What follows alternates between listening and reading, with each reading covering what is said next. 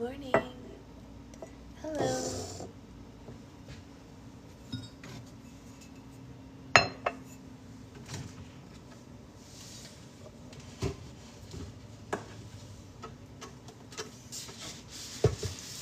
Morning. How's it going? If this baby stays asleep through all the coffee, maybe I'll sit down today. Thoughts? Right now she's asleep. Oh.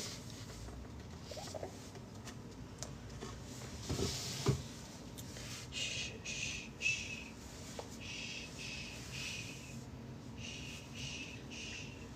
I don't know. Miracles can happen, right? Miracles can happen if you let them. Good morning. Good morning. You shall not sit. Just made it after my meeting. I really need to fire my scheduling. That's funny. Kind of like I need to fire my boss.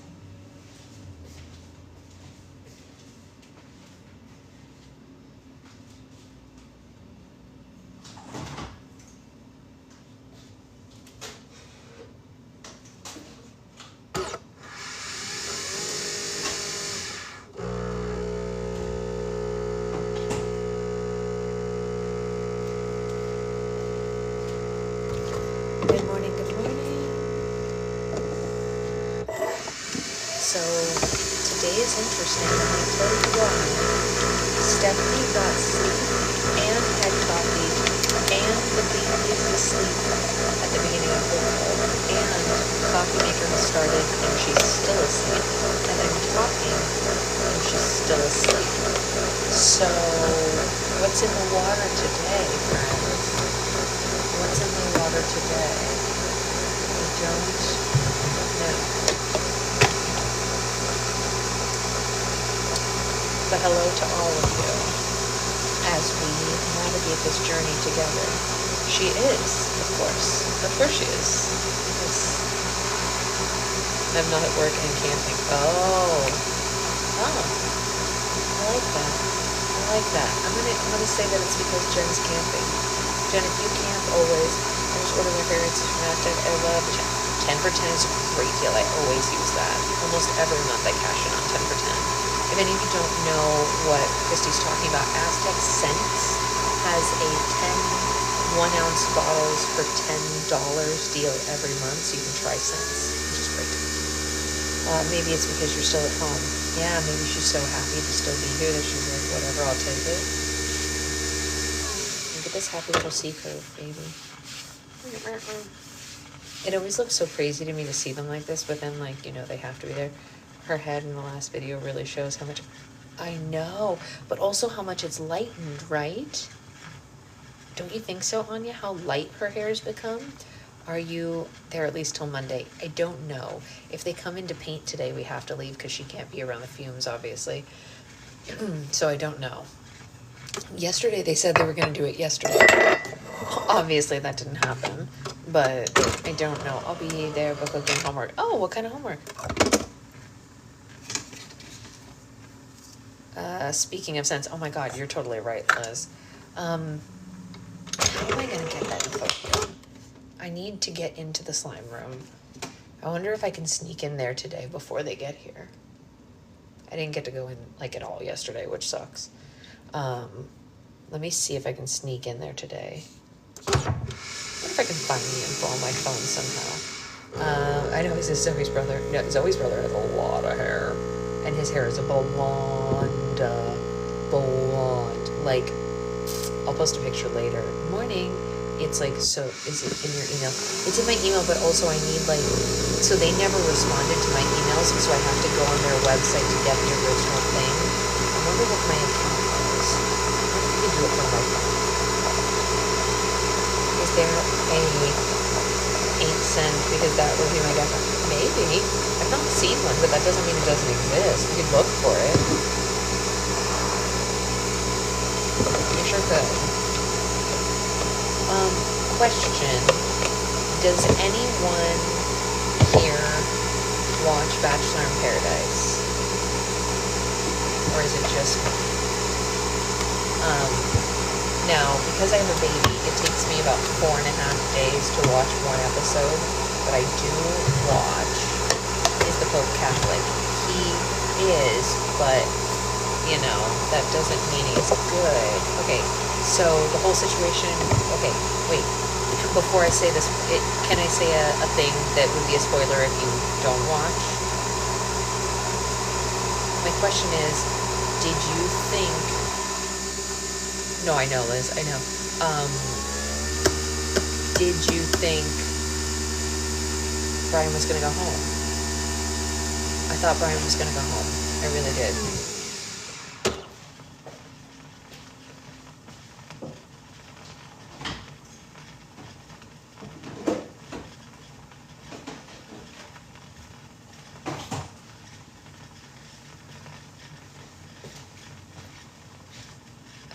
My husband was like, my husband does not believe he's a kind green flag of a gentleman and watches Bachelor in Paradise with me, even though it's not his vibe. He does not believe that the vote really went for Brian. He thinks, for Kim, he thinks that it went for Brian and that the producers kept him for the drama. Did you watch it? I am 75% through the Taylor podcast because I have a child. So it took me... I'm not done yet, but I'm so close. I'm so close, and it's so good. Taylor and I have the same favorite album, and she and my husband have the same favorite song. So wouldn't surprise me if they did, but I think he's not long for this world. Right.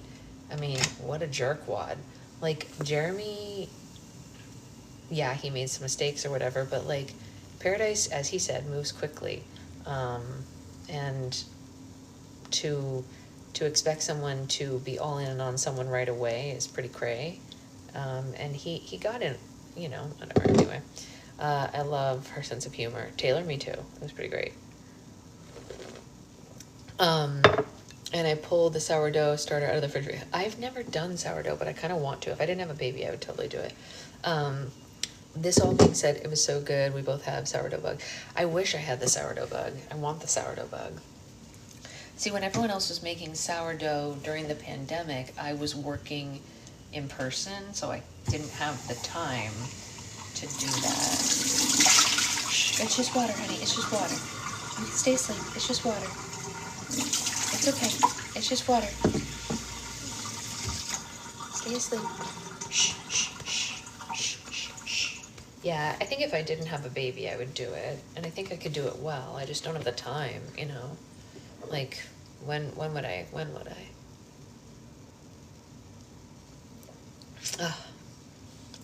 I feel it, and then I got started from Amazon 2 years ago and game over. Oh, interesting.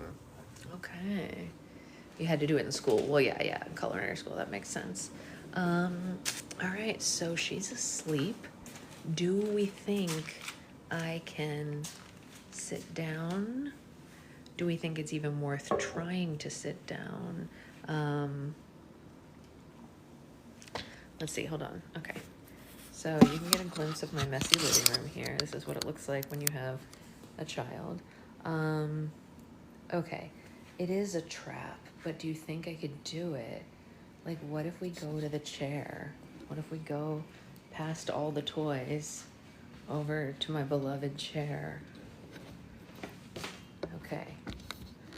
Chair. You guys are about to go on a ride. Hold on. Oop. Oop. Okay.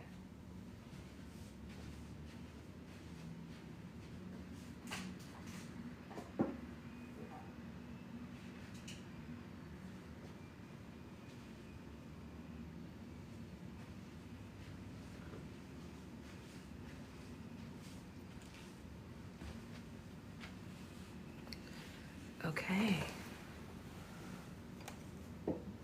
I'm in the chair. They aren't responsible for lost packages. Yeah, that is the issue that I have been running into as well, Liz. And they won't even respond to my emails or phone calls. I did both. I also don't even think the package was lost. I think they legitimately sent it to New York. So, you know, there is that. New cover. New... my Kindle cover? No, this is the only one I've ever had.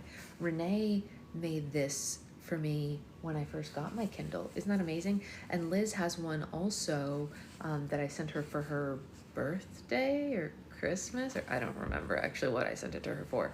I sent Liz a cover like this also, so we match, but I can't remember why I sent it to her. Some reason I sent it to her. What did I send it to you for, Liz? Was it your birthday? Has it really been that long? Because I've sent you out now another birthday gift, the Taylor birthday gift. So now, yes, you did, and birthday last year. My God, that's a long time. Because this year I sent her a Taylor Swift birthday present. But I think both are good presents, right? And I looked like a Renee design. Yes, Renee is amazing at sewing things. I will always purchase a thing that Renee sews, and then apparently I will also purchase it for other people, like I did. So yes, this is my only Kindle cover that I've ever had, and I love it. I try to give people gifts that are things they would actually either use, Kindle case, or just want because it would make them feel good, the Taylor book. And you might be sitting there thinking, but Sasha, everybody could find a Taylor book. No, you've never heard of the Taylor book that I sent to Liz. She had never even heard of it, and she is a intense Taylor person. She thought she knew all the Taylor things that were out there, and I found her a Taylor thing she didn't know about. That's what it means to pay attention to your friends. Are you able to get your graphics soon for the book? I'm so sorry, I don't know what you mean, Roxy. My graphics soon for what book? It's okay, you can say it, I'm a psycho. No, not psycho, a clown. We all know you're a clown, it's okay. You're allowed to be a clown. Listen, no one is judging you, Liz. We love you, clown or not. I'm making you a book. You're making me a book? Oh my goodness, I did not know that. But this time the clowning worked. This one time. You guys, I have to tell you something. You're not allowed to encourage her just because this one time it worked, because she's been clowning for so long for Taylor's version of Rep, and it's not gonna happen. I don't know why. Probably because she got all the masters back. Maybe. I don't actually quietly judges and just, yeah. We're not judging, we're just trying to help you not clown for Rep any longer. Yes, it's been almost 2 full years. She wants to use your digital graphics to make a gift. That's fine, you're allowed to use them. Like I mentioned before with the listing, I don't have access to my computer right now because it's in the slime room. I will try to get there. I will do my best. The best thing you can do if you ever want something from me is send me an email that specifically says, please send this. And as soon as I get to the email, I will do it. But telling me something in book club, probably because of my ADHD, the minute that I turn book club off, I don't even remember. And it's not personal. It's not about you. It's not that I don't want to help you. It's just that I'm a visual learner. So if I don't see it written down in front of me, I'm just not going to remember to do it. So if you really, really want graphics from me, you have to send me an email that says, I want this one, and this one. And you have to tell me exactly which ones they are. Don't just say like any graphics or whatever, because then I might get you the wrong ones or whatever. We'll have to go back and forth. When you want something from me, a list is so great. I'm like a 1, 2, 3 kind of gal, and I do really well in those circumstances. Okay, so she already said it's not coming. I know, but you continue to clown just the same, my love. And I love that for you, and I love you. I love that you're like a sweet baby clown. You know, the bangs are cute. Thank you. She better give me a vault track. Maybe. Baby E is kicking in agreement. I'm shocked that she's kicking since my child is not screaming for her. Stephanie, I'm so sad that we don't live near each other because I want so badly to hold your baby, which sounds so creepy when you say it like that. But I also wish we could just sit the 2 girls next to each other for book club and be like, look, it's book club and the babies are having their book club. I know that my baby will be almost a year older than yours, but they, once they get to school age, 10 months doesn't really mean much. I would be her favorite auntie. Documentary coming. Wait, I missed something. Hold on. Today's National Roller Coaster Day. There's also another Lock the Key in Vancouver. Yeah, I hope so. I hope a documentary is coming. Guys, listen, just because I don't clown with Liz for rep doesn't mean I'm not a Taylor girl. You know I am. Y'all know I've been going to Taylor's shows since forever. I'll travel to steal, eventually give them back. Yes, yes.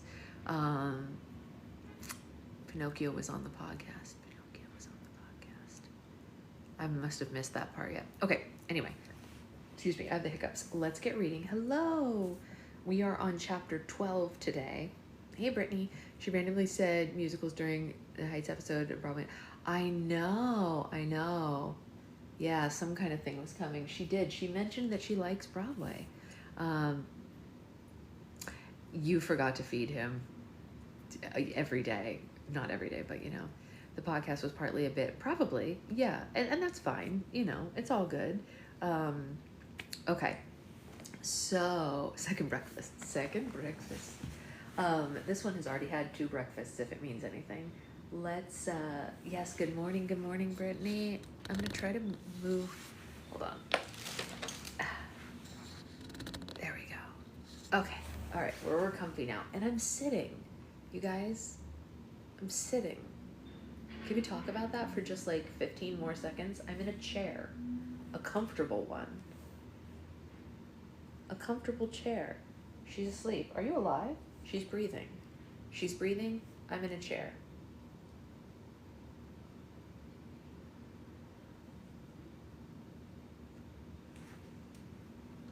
It's great. That's all I'm saying. Okay.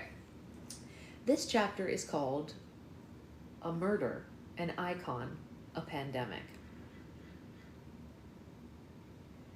Some of the fondest memories that I have are of working on my eclectic myriad of projects. I could write an entire chapter about one of the most fun summers of my life shooting Pixels with Adam Sandler in Toronto, which essentially became a summer camp for us and our families as we did activities during the day and night together. Or I could tell you about the time that I was invited over to Peter Dinklage's apartment where he, his lovely wife, and I all watched the episode of Game of Thrones, spoiler alert, where Tyrion, I have no idea, kills his father with a crossbow, and his dad sits on the toilet, and Peter, sitting next to me on his small couch, surreally narrated a play-by-play of everything that happened behind the scenes and his subsequent frustration for what was left out of the sequence. Apparently, it was quite a bit. We are reading Josh Gad's memoir. This is a memoir about the guy who played the voice of Olaf. It's called Tyrion. Okay, Tyrion. Okay, great.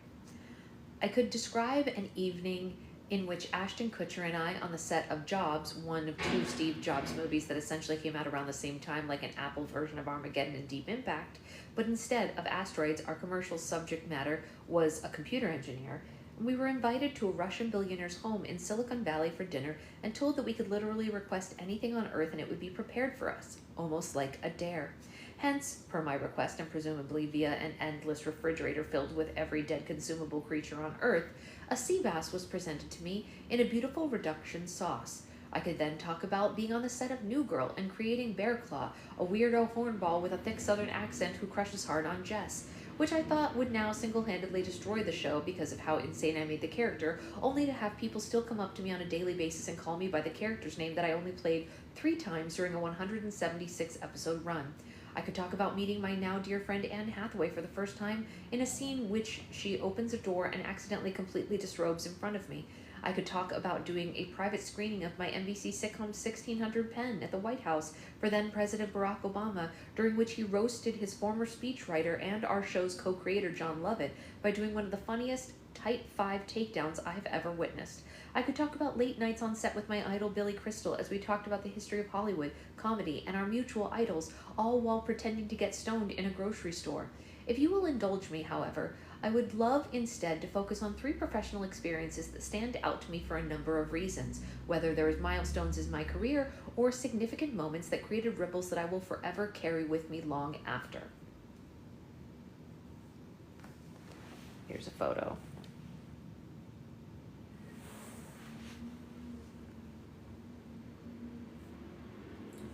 Murder on the Orient Express. Okay, when he said murder, I took it literally. He meant a movie. That's fine.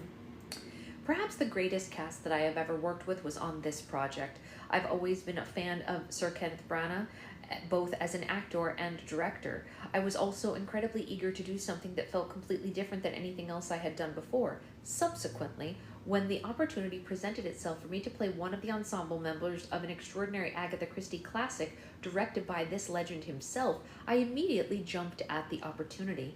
At the time, there was another project that I was supposed to do, which sadly I had to pass on because of my commitment to Orient Express.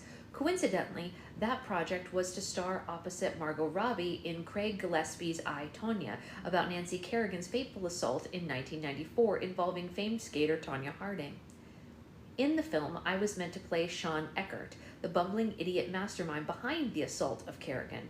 Due to scheduling, I had to drop out, which paved the way for the brilliant Paul Walter Hauser to have a breakout performance. In the history of projects that got away, this is one that I'm beyond grateful did. It put Paul on my radar as a brilliant performer and inspired me to build an entire movie around him based on our mutual love for the late Chris Farley. A movie that I will soon be directing for Warner Brothers / New Line, but for now, back to Orient Express. Interesting. I didn't know that was going to be happening. Here is a picture of the cast. I assume anyway. It's big. It's nice. A lot of well-known faces, if you will, including, I think, Leslie Odom Jr., if I'm seeing correctly.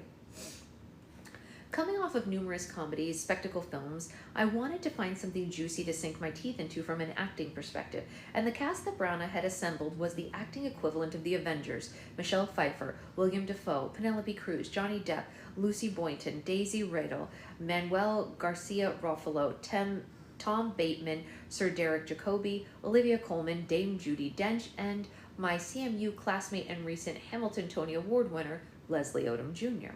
Basically, everyone on the film was either a dame, a sir, a decorated award winner, or me. I knew Branagh was a full-throated professional and was ecstatic about the process. What I didn't quite realize was how quickly the process would begin. I had just landed after a 15-hour flight and figured my driver was going to take me directly to my hotel so I could take a nap, or at the very least I could freshen up. Instead, we drove directly to the soundstage at Long Cross Studios, a former industrial military armory or hangar, or I don't know, God knows what. I was promptly then taken to wardrobe, where I was placed in a period overcoat and brought over to a desolate, eerie, and empty soundstage where one train caboose sat at the center of the room. Waiting on me on the small caboose was Sir Ken, trademark mustache glued to his face, with a notepad and a pen. I nervously sat opposite him trying to assess what the hell was happening. He began to grill me in character as the famed Hercule Poirot, Belgian accent and all. For the next 20 minutes, I was asked question after question about my involvement in the crime on the train and had to improvise my answers based on the work that I had already done. What were you doing the night of your murder? Of the murder. How long have you worked for the deceased employer? What was your business on the train? And on we went, until finally he broke his accent, and as the director, he said, "Well, excellent work." It was one of the most terrifying and exhilarating experiences I've ever had. One of the many amazing things about Ken is that he's so playful as a director because he approaches it from the perspective of an actor. It didn't matter who you were, nobody messed around on that set, including Johnny Depp. At the time, Johnny had some ongoing public issues that had slightly clouded his involvement in the film, although perhaps not as much as Armie Hammer on the next Poirot movie? I don't know how to pronounce this word. Anyway, having said that, Dench and my CMU classmate, I went back a page and said. Having said that, he was one of the sweetest and kindest people that I've ever had the chance to work with, and because so many of his scenes in the movie involved me, the two of us became fairly close during the shoot. In the film, Johnny plays a shady American businessman, Edward Ratchet, and I play his seemingly devoted secretary and liaison, Hector McQueen. Aside from a few conversations here and there with Poirot and a few other passengers, we were essentially never apart, and that became true off-set as well. At lunch, he would often invite me to his predictably enormous trailer to watch TV with him. TV, in this case, however, meant old YouTube videos. I had watched these clips years earlier with the rest of the world, and they were still somehow foreign and new and hilarious to Johnny Depp. OG videos like Charlie Bit My Finger, The Evolution of Dance, and David After Dentist blew Johnny's mind, and he shared them with me as if I too had been off the planet for a few years. Okay, that's actually kind of wholesome and adorable. I don't know, why is that funny? Like, that's really cute. Josh is like, we done been knowing about these videos, Johnny. And he's like, it's new. Then he would get excited and he would have someone in his entourage, apparently the custodian of the death files, pull up bloopers of him falling off a galloping horse while shooting the Lone Ranger. He would then rewind the moment again and again and be overjoyed by the hilarity of it, nearly dying. I will say this, his laughter was infectious, and I truly love that about Johnny and his ability to revert to almost being a child again. I honestly think it's what makes his performances so imaginative. By choice or by circumstance, I don't think he ever grew up, and the ceaseless childlike wonder fills every one of his on-screen choices. Yeah, literally, they're very old. On the weekends, the cast would get together and play a game we called Werewolves, a group activity that, much like the game Mafia, includes 15 or more people sitting around in a circle where 2 people are killers and everyone else in the group must identify them and before they pick off the innocent bystanders. The game was a perfect team bonding experience for all of us, and due to the crazy murder mystery of the film, Penelope Cruz introduced it to us, and to this day, she's still the most remarkable person I've ever seen play it. I don't know if you guys have ever played, but I love playing it, and it's so fun, and I'm really good at it, and I wish we were all together so we could play together. She's so disgustingly good at convincing everyone that she's innocent, that even if you're 100% certain she's the killer, she would somehow still convince you successfully to encourage you to accuse someone else. Sometimes other local London casts would come over and we would all play together. For instance, we had the cast of Jurassic World over, and even some of the Star Wars folks were there to play with us. It was an absolute delight. Yeah, Mafia.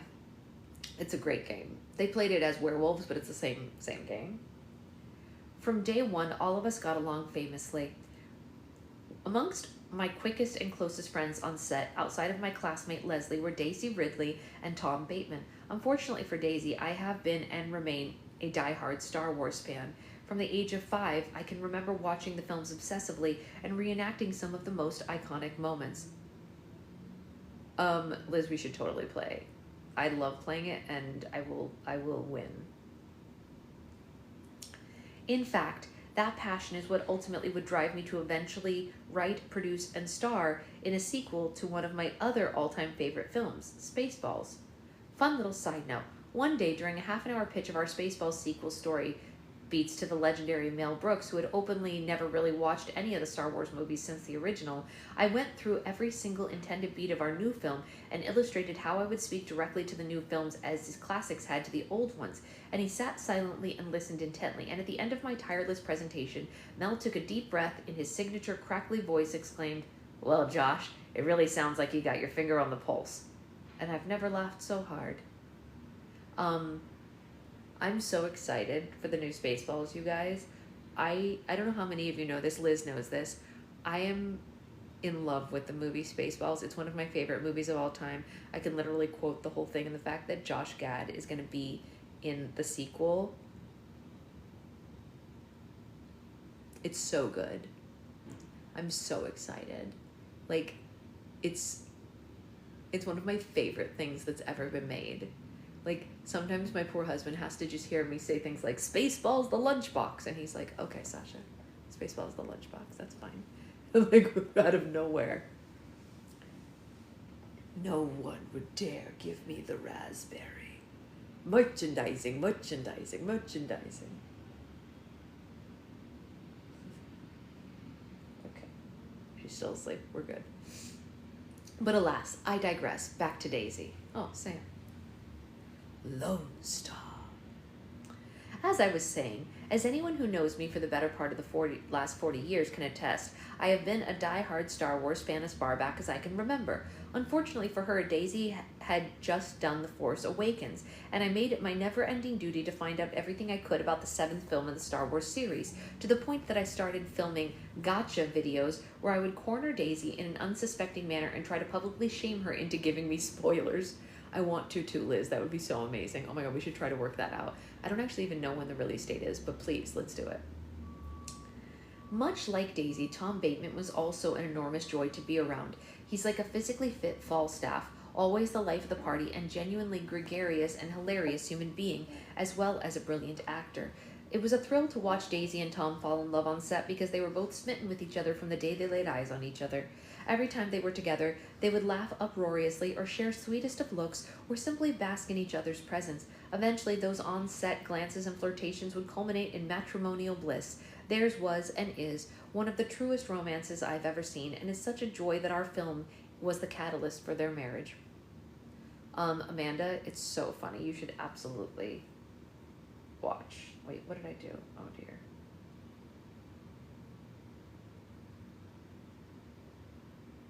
I don't really understand this photo, but I'm going to show it to you anyway. It appears to be a pillow that says back off 2 inches, Josh Gad.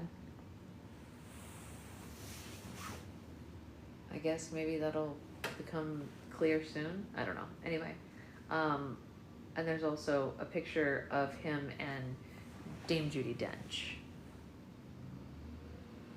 in the most ridiculous. Me too, Anya. I saw it many years before I'd ever seen Star Wars, and the first time my stepdad showed me Star Wars, he tells me, I don't remember this, but he said that I looked up and I was like, oh, they copied Spaceballs, and he was like, because he came from a Star Wars family, and I had never seen it, and I was like, oh. Oops. The more you know. There wasn't a single member of our ensemble who didn't become close during those cold months in London. The one thing that truly bonded the cast, however, was our sheer terror in the presence of Dame Judi Dench, who is, of course, film, TV, and stage royalty. There's a regalness to her that simply silences anyone who might dare strike up a conversation. Yeah, you're the opposite, for sure. Yeah. Anyone with sense, that is. Early one morning, all of us sat in the makeup trailer, and I approached the dame. It was about 5 a.m., and she had a hot towel on her face, and her makeup chair was reclined. I sauntered over to her, this woman who I had never met in my entire life, and I whispered softly into her ear, Dame Judi Dench? More like, Dame Judi, or more like, damn Judi Dench. She removed her towel from her face and looked me up and down and passed her verdict. Oh, you're trouble. Hi, you can sleep, it's okay. Her wrap gift to me was a throw pillow with the words on it, back off 2 inches, Josh Gad. And I feel blessed to have worked with Judi twice, although not as blessed the second time, which involved me eating through the earth while shitting out the remains like a fire extinguisher. You win some, you lose some. Hi, baby. Hi, you want to go back to sleep? You can sleep. You can sleep. You don't need to be awake. Hi. Hi. Yeah. Yeah. You're okay. What time is it? I just want to see, just in case. 9:03. Okay, in case she stays awake. But you can go back to sleep. It's okay. The next like header or whatever you want to call it is Marshall. This is probably one of my lesser known films on your radar, but it's possibly the most meaningful to me because of the subject matter and my co-star. Along with the rest of the world, I had been blown away by Chadwick Boseman's earlier work on films like 42 and Get On Up. It wasn't, however, until I saw him in Captain America Civil War, in which he was introduced as the iconic Marvel superhero, is it T'Challa? I've never seen it, so I haven't heard it pronounced out loud. AKA the Black Panther. And that, I realized he was a legitimate movie star. Every time he was on screen across from some of the biggest actors in the world, you could just not take your eyes away from him. So when I was offered the chance to star opposite him, T'Challa. Okay, T'Challa. Or T'Challa. I don't know. I jumped at it. It also helped that the script was based on the incredible true story of a Jewish lawyer named Sam Friedman and his collaboration with young Thurgood Marshall and the NAACP in the 1940s. Together, they successfully defended a black man wrongfully accused of SA by a rich white couple in Connecticut. The movie, directed by Reggie Hudlin, is a wonderful film with a stellar cast, including the brilliant Sterling K. Brown. Oh, I love him. And my frequent collaborators, Dan Stevens and Kate Hudson, whom I worked with on Wish I Was Here and the unreleased animated DreamWorks Me and My Shadows. What truly made that experience so memorable, however, was the short time that I got to spend with one of the finest spirits that I've ever known. The production was shot in Buffalo and got off to a somewhat choppy start because Chad had something wrong with his stomach that he had to be treated for in LA.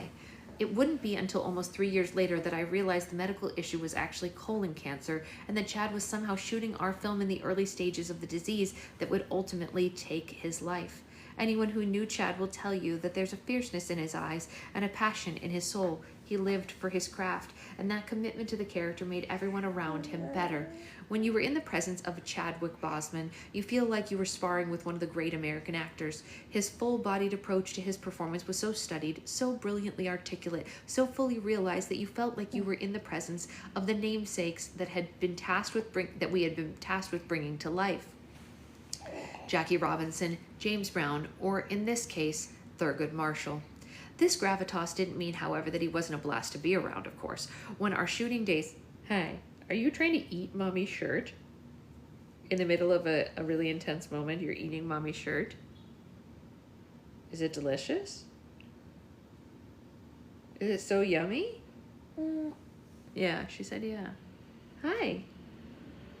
Hi, baby. Hi, beautiful.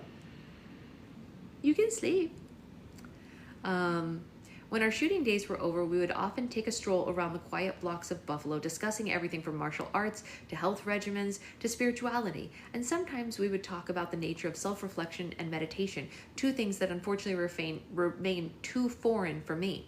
Oftentimes, Chad would bestow on me lessons from Eastern philosophy and medicine, two things that I sadly could never have imagined were probably the forefront of his thoughts during the struggle with his disease at that time. He was interested in other perspectives and ideas that weren't the status quo. There wasn't a subject that he wasn't well acquainted with, and there wasn't a debate that he couldn't win. I would often engage him in philosophical conversations that I would inevitably regret having because he was so much more articulate than I was, and more convincing in his argument than I could ever be.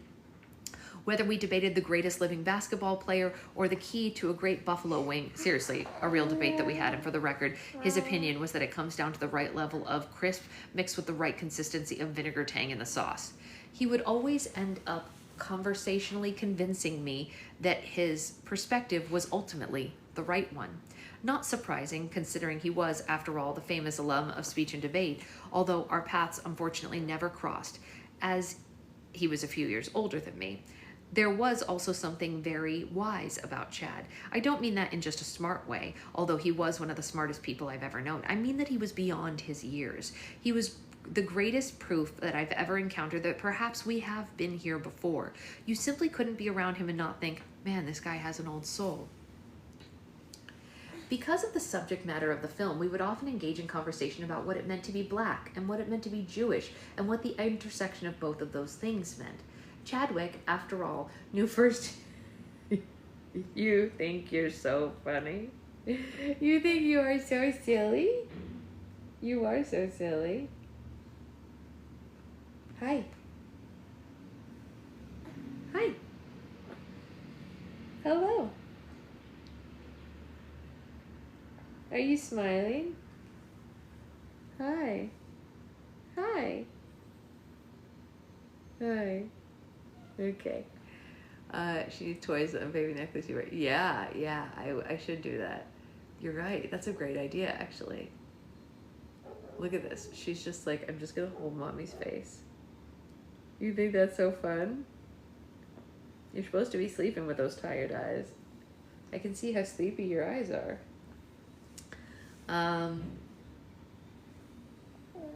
Chadwick, after all, knew firsthand the struggles of Black history, of Blacks historically, having made a career out of portraying some of the most iconic people of color to ever overcome prejudice and hate despite their obstacles, go on to become some of the greatest musicians, athletes, and lawyers of all time.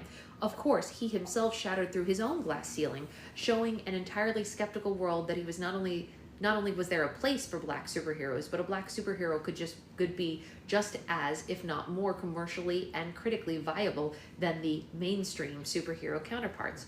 Chadwick was equally curious as to what it meant to be Jewish, and was especially drawn to my grandparents' experience during the Holocaust.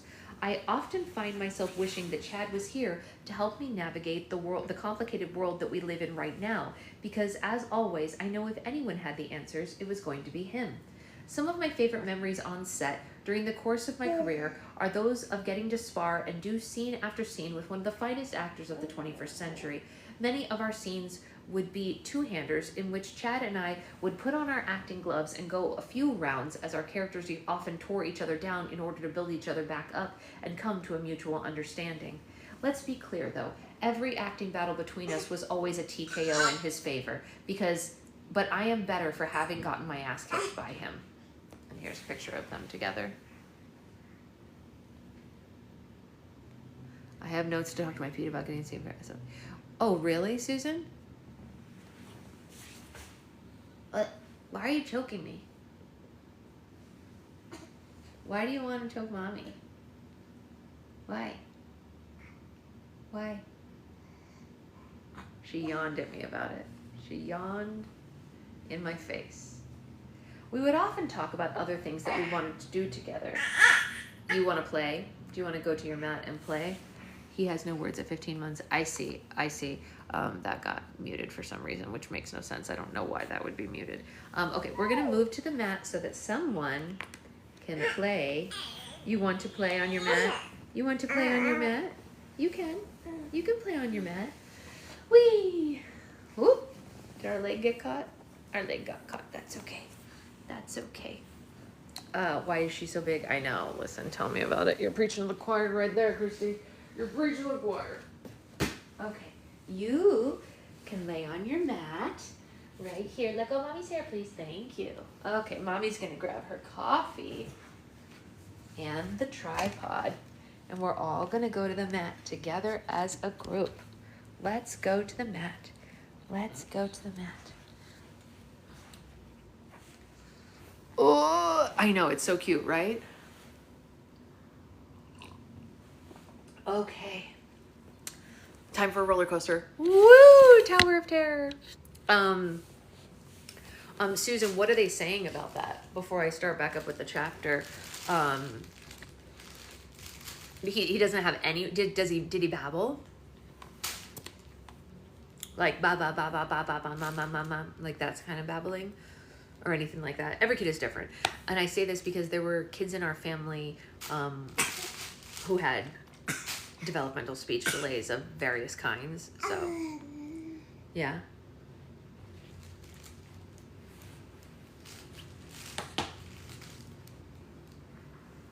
Your mom just said the same thing. She's so, I know. I know. He babbles, but he doesn't have words yet. Yeah, I would definitely get it checked out. It can't hurt. So I will tell you, I'm not going to mention any names because I don't want to give someone's info without them being here to approve it.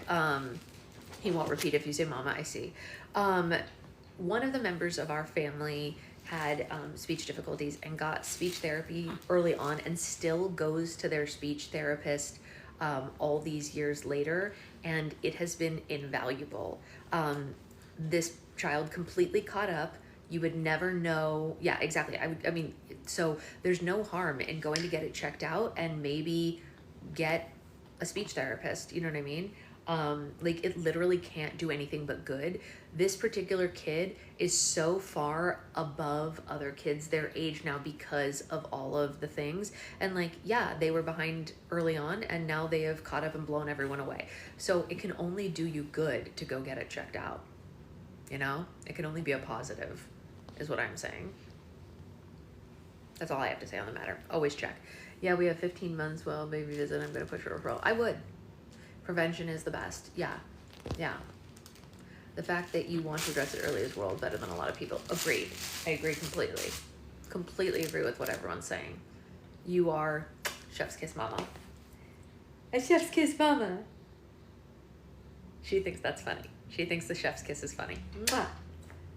You think that's silly?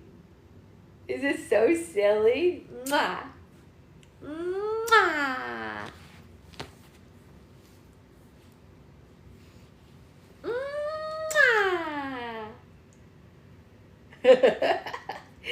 So silly. Yeah, extra help can never hurt, right? Can never hurt. I'd rather get him now at 15 months than have him buying an 8. I agree. Yeah. You know, it's just as long as you can get to it before they get to school, you're in good shape. Can we have a what does your shirt say moment? Yes, my shirt says this mama runs on coffee and magic. Tamara made it for me to wear at Disney World. Okay.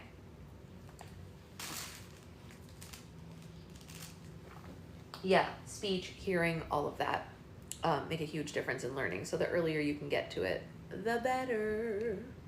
Yes. All right, here we go. We would often talk about other things that we wanted to do together. We had an idea for a time travel comedy that would allow him and me to do a period of social strife and travel to a period of social strife and do a biting and hilarious piece of satire that would present us both as fish out of water.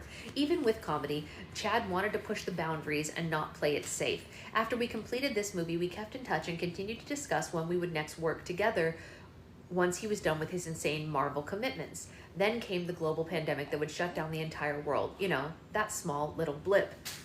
On April 6, 2020, less than a month into our new solitary, terrifying lives, Chadwick texted me out of the blue. Catch the rain. If you're in Los Angeles, you woke up this morning to a rare and peaceful sound of steady precipitation. If you're like me, maybe you looked at the week's forecast and found that it's supposed to rain for 3 days straight. Not without breaks of sunshine and reprieves of moist gloom, but yeah, it's gonna be coming down like cats and dogs. Great. We're stuck inside these damn quarantines because of the COVID, and now we can't even get no sun in Cali. Come on now. But, oh, do we need a diaper change? Did we finally poopy? Hold on, I need to check.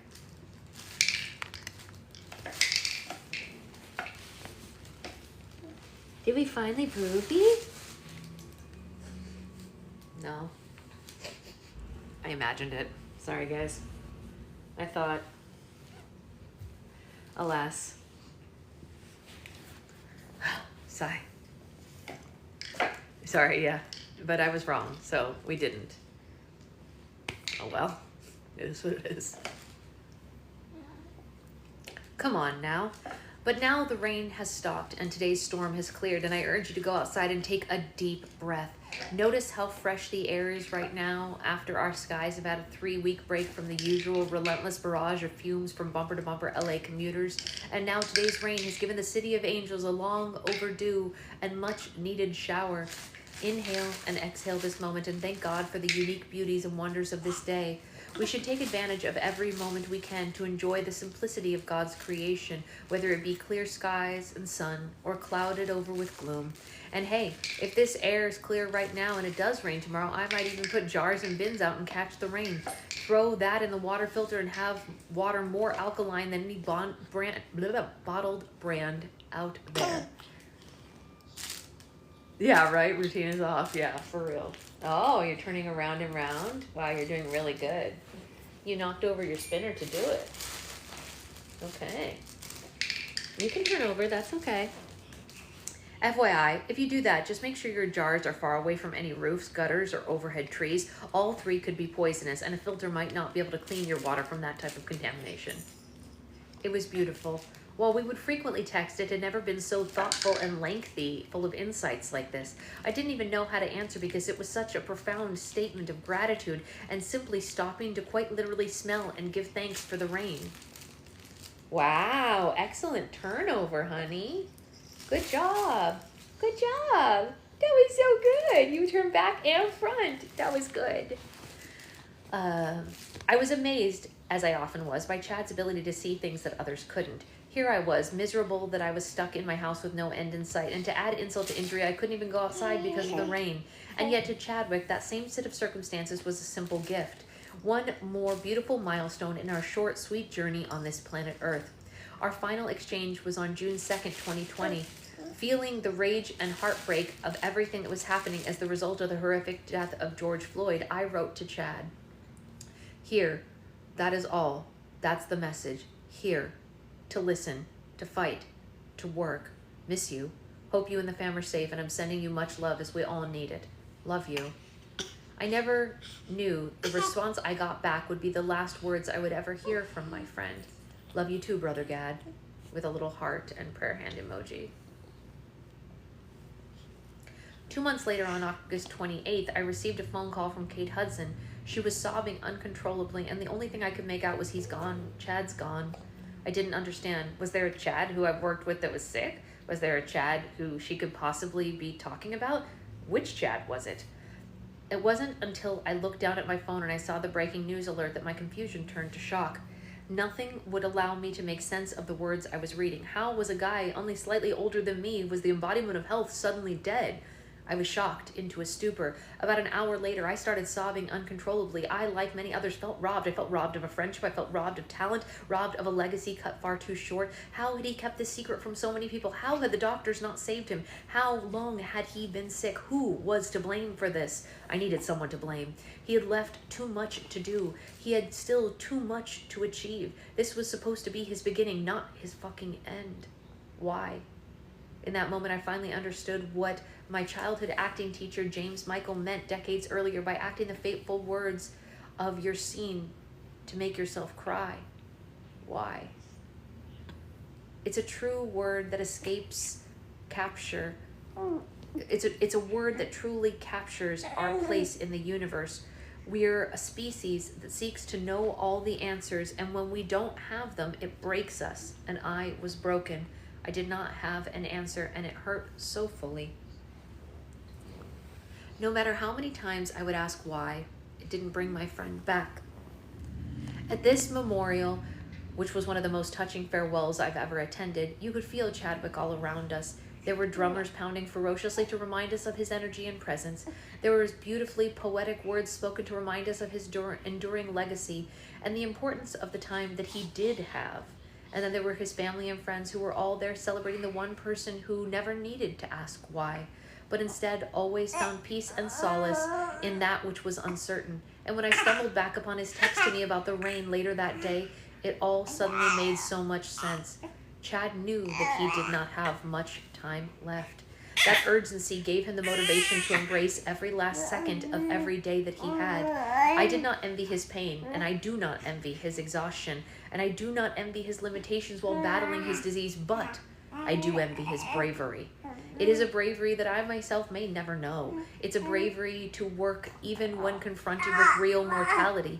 It's the bravery to fight even when you're told that there's nothing left to fight for. Honey, really? This is a touching moment. Hi, you're adorable. It's the bravery to work even when confronted with real mortality, and it's the bravery to fight even when you're told there's nothing left to fight for. It's the bravery to be surrounded by darkness and still see nothing but light. It's the bravery to hear everyone around you say why, and to calmly answer back, why not? Perhaps if we all started looking at things not for the inconvenience and frustration they cause us, we could stop hiding from the rain and instead simply start to catch it. Yeah. You want to catch the rain, honey? Ba ba ba ba ba ba ba.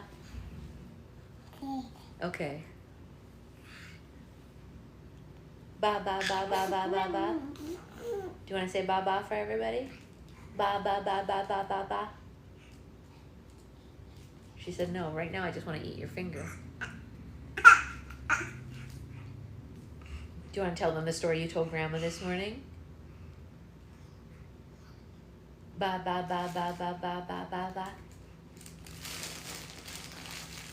She's ba ba baing all over my finger.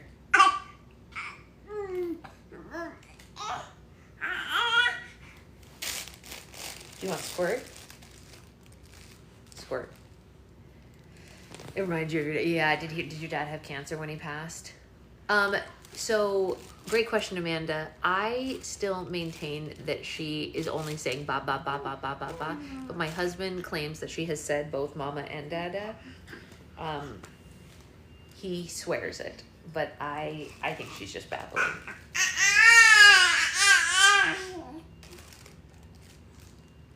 It doesn't mean you're not brilliant, honey. You are. You're brilliant. Oh gosh, 4 years. Jeez, I'm sorry, Mary. That's a long time to be dealing with it. All right, the next segment here is called a pandemic. Some might question why I would choose to include such a dark and lonely period upon reflection in this chapter, but the truth is, I might have learned just as much about myself and my wants and desires during that year plus than during any other big milestones in my life. The time that the pandemic afforded me to reflect upon my wants, desires, hopes, dreams, and priorities was unique in that all I had was the opportunity to reflect. For starters, the pandemic did something that my career often doesn't. It allowed me to simply be home with my family from morning to night. During the early days of the pandemic, I, like many of you, created a routine to break up the monotony. We would start with breakfast, and then we would take a walk or a bike ride, and then we would read a book, and then we would play games like Phase 10, Yahtzee, Rummikub, Monopoly cards, and too many other games to mention. And each night we would camp out in the living room, and I would introduce an iconic movie from my childhood to my daughters. One night it would be Raiders of the Lost Ark. The next it would be The Breakfast Club. Pretty soon, as I heard from other parents, they were struggling to find things to do with their kids in the early days of the pandemic, and I decided on a whim to start reading children's books on Twitter Live and IG Live, allowing kids and parents to gather around for 10 minutes or so as I would read everything from The Very Hungry Caterpillar to The Giving Tree to Olivia Goes to Venice. I didn't know this, but that's really sweet. They had a book club like ours. How cute. The joy and relief of it would provide families with something astounding to me, and it gave me purpose in a time like many others I was struggling to find some outside of being a dad. The opportunity to simply transport kids and parents to another world, albeit briefly, reminded me of the fond memories I had as a child growing up watching LeVar Burton's Reading Rainbow. Little did I know that those 10 minutes a day as a reprieve for parents would only just begin to scratch the surface of my desire to keep people full of hope and joy during those first months. Shortly after, what are you doing, big girl? Wow, excellent turnover. Wow. That was really good. That was really good, honey. Yeah. Do you want to sit? Do you want to sit? Here. You can sit. Yeah. She's getting really good at sitting independently. It's very cool. Oh, you want the otter from Aunt Becca? Here. Shortly after the book readings, I began speaking with Jennifer Lee about how we might be able to create short content utilizing the brilliant animation of the brilliant team at Disney Animation to give people at home even the tiniest bits featuring Olaf. Under the direction of the insanely talented Hiram Osmond, the primary animator behind the Olaf in the Frozen films, we created 20 minimalist shorts called At Home with Olaf that were created entirely by the animation team working exclusively from their homes. Travis is probably jealous of her otter. Wait, oh yeah, I forgot about that. He does want an otter. Autumn can drink from a cup with no lid. That's amazing. We can, but not without spilling and without someone to help us hold it, of course. But if you can do it, then obviously Autumn's a little older. She loves drinking from a cup, but, it's a mess. What was I going to tell you guys? I was going to tell you something, and now I can't remember, but that's okay. Oh, the Olaf shorts. If you haven't watched them, you totally should, because they're hilarious. I recorded all the sounds and noises from a microphone in my home office, and Hiram would coordinate animations over Zoom meetings. Oh. Up. There you go. There you go. See, look, you're sitting. Beautiful. Good job. Here you go. Here's your llama. Do you want your llama? Didn't a TikTok challenge come from them or no? Did they? I don't know. They very well might have. The shorts gave kids, whoop! What was that? The shorts gave kids something new to look forward to every day, and the whole thing was capped off with an original song written by Bobby Lopez and Kristen Anderson Lopez called I Am With You, a beautiful and touching ballad that spoke so profoundly to the theme of being together even when we're far apart. That thematic idea would prove to be quite inspirational for my next pandemic-era enterprise. It became apparent quite quickly just how much help was needed by so many people due to the interruptions in the workforce, health issues, and other major issues due to COVID-19. For the first few months, I felt helpless and kept sending money to organization after organization, not knowing how to get others to try to help some of the incredible groups providing relief to millions in need. One day, I was watching one of my favorite 80s movies, The Goonies, and I looked at my wife and I said, man, these movies give me so much joy. I wish there was a way to parlay that into something useful during this awful period. And almost as a joke, she said, well, I'm sure the cast has plenty of time on their hands right now. You should get them together. Well, she may have meant that as a joke. No. I'm sorry, but you can't put mommy's toes in your mouth. You're so cute, and I love you so much. But that's a no. Mommy's feet go places.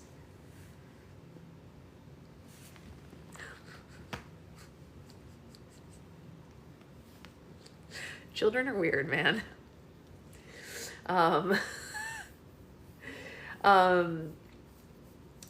While she may have meant it as a joke, it soon became my obsession. Years earlier, I watched the reunion special where Oprah had brought together the surviving cast of The Sound of Music, and I vividly remembered how much joy that it brought me to see them all come out and recount their memories on the set of one of cinema's most iconic movies. I started to wonder if I could recreate that feeling the way that would bring many of my favorite stars and filmmakers together again, although they were separated and sheltering at home. That night, it was all I could think about. The next morning, I reached out to a colleague and friend, Jeff Cohen, who played the iconic character Chunk in The Goonies, which is now one of our industry's finest entertainment lawyers, and I sent this email. You want to play with this? You want to play with your water mat? There you go. Oh, is Squirt on the water mat? Squirt's with all the other sea creatures. How cool. This is the email that he wrote. First of all, I hope you and your family are staying healthy and sane during this impossible time. I'm thinking about doing something that can be both entertaining and healing as we navigate this fucking nightmare, and I wanted to see what your thoughts were. I have been toying with something that I think can generate eyes and dollars for some very important organizations and get funds desperately needed in order to navigate this nightmare. My idea, should you be interested, would be to host a fireside reunion chat with different casts on something like Zoom and record it and share it to raise money to combat COVID-19.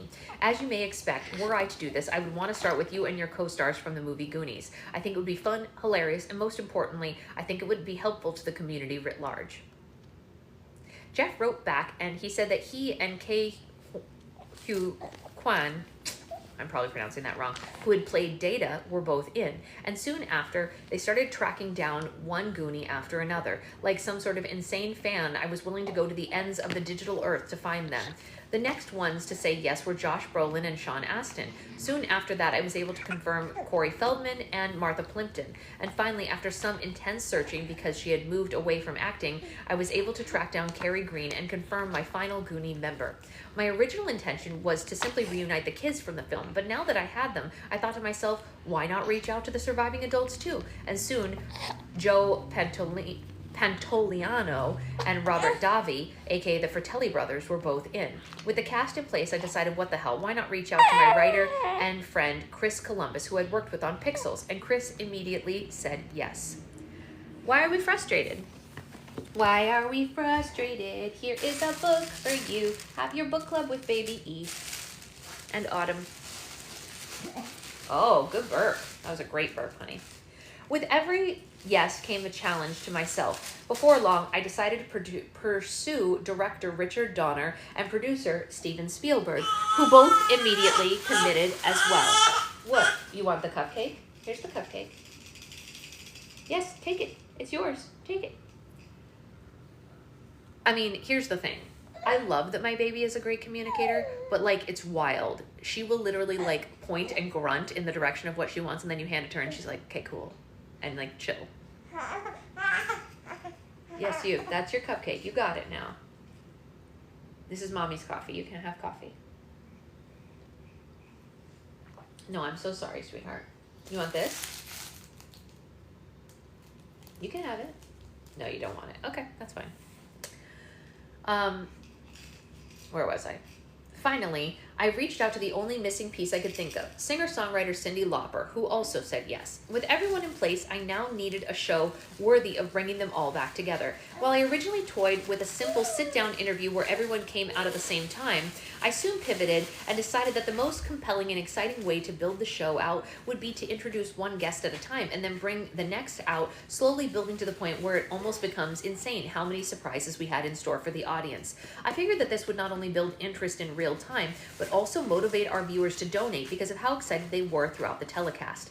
I would first talk about the organization that we were fundraising for, introduce a link, and then talk about my love for the film, and finally bring out our first guest. I wrote a sketch for Sean Astin and me to do together, and then used that to introduce the rest of the Goonies one by one. I also decided that I would keep as many surprises from everyone involved as possible, so that they would be as excited and shocked as the viewers. Why is this literally muting everything? Get ready for your future. I know, it's true. Yeah. At least she communicates in a where it's true. It is a very normal way. Yes, it's a very normal way. Yeah, and I know what she wants, generally speaking. Sometimes no, but pretty, yeah, smart, spunky girls keep us running. That's right. Yes, who run the world, girls? That's right. You run the world, baby girl.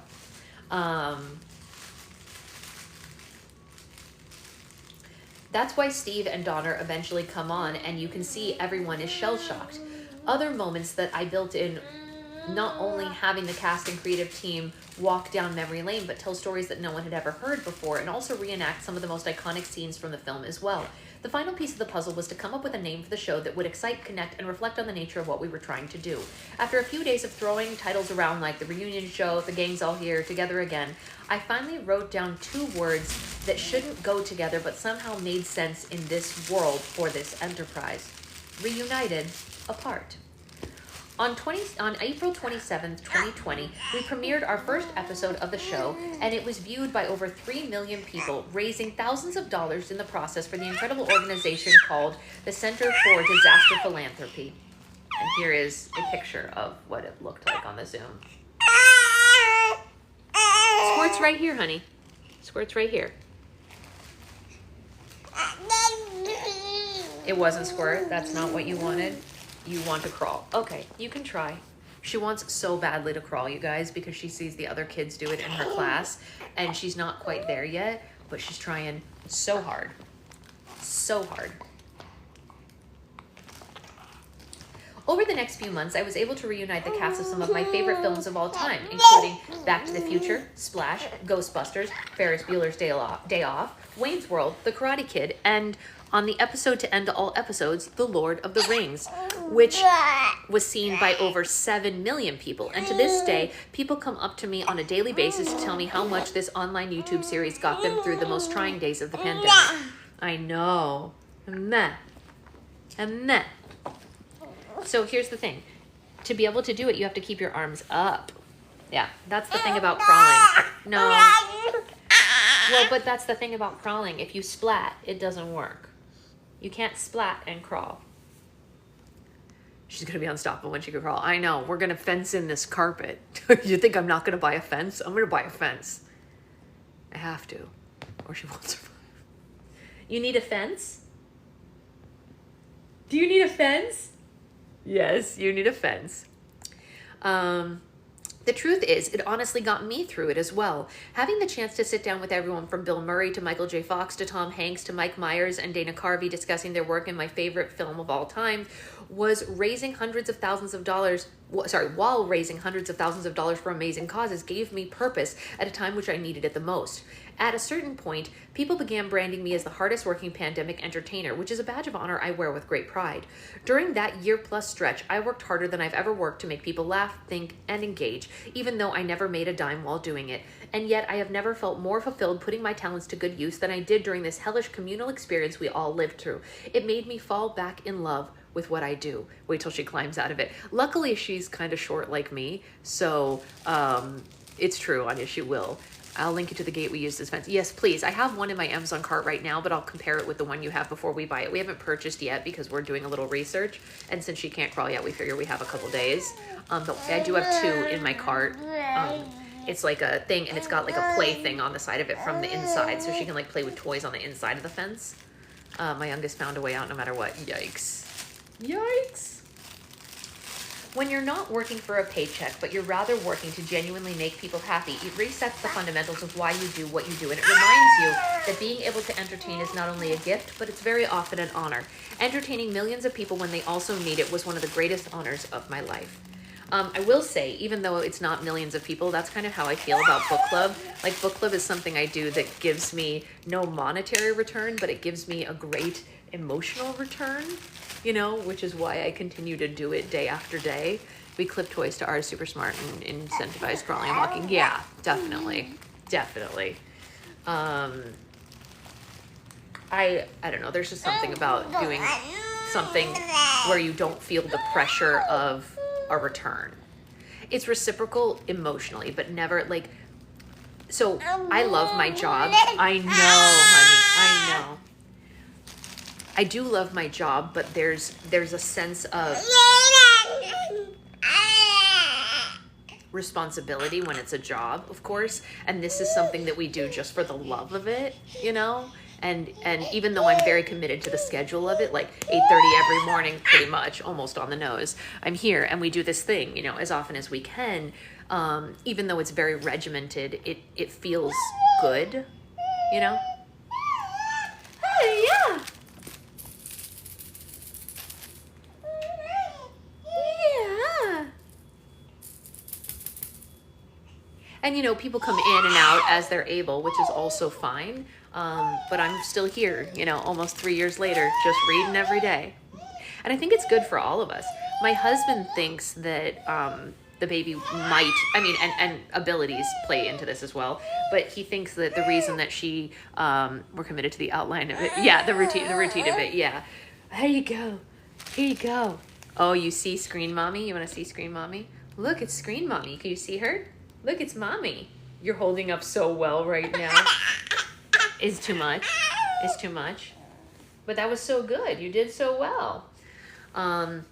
This also somehow helps your business in the end because people find, yeah, it's true. It does. It does. But I would do it even if it didn't, because it's something that fills me, it fills my cup, essentially. Oh, you know how they say you can't pour from an empty cup? Book club refills my cup. Hi. It refills Mommy's cup. Oh. Oh. You want to fly? You want to bounce? I'll bounce, bounce, bounce. I'll bounce, bounce, bounce. Should we do... Yeah, it's something I do for me and for all of us, but mostly for me. It's very selfish. You can't go that way. Okay, what if we do, row. Okay, ready? Okay, here we go, let's show them. Row, row, row your boat gently down the stream. Are you ready for this part? A merrily, merrily, merrily, merrily, life is but a dream. More. Row, row, row your boat. I wish you guys could see her face is like this. She's so happy. Gently down the stream. A merrily, merrily, merrily, merrily, life is but a dream. Mwah! Is that good? Again? Yeah, I know. I might have to do baby book club because my library does. Yeah, ours doesn't either. Ours doesn't either. Maybe I should do that. I wonder if I should do that. If I should start doing like an afternoon like baby one for those of us who live in areas where the library doesn't do it. Hey, maybe we should do a baby book club. Maybe we should. I'm not against that. I'd be open to like maybe like okay. We'll talk about it later. Someone's hungry. Love you guys. Bye.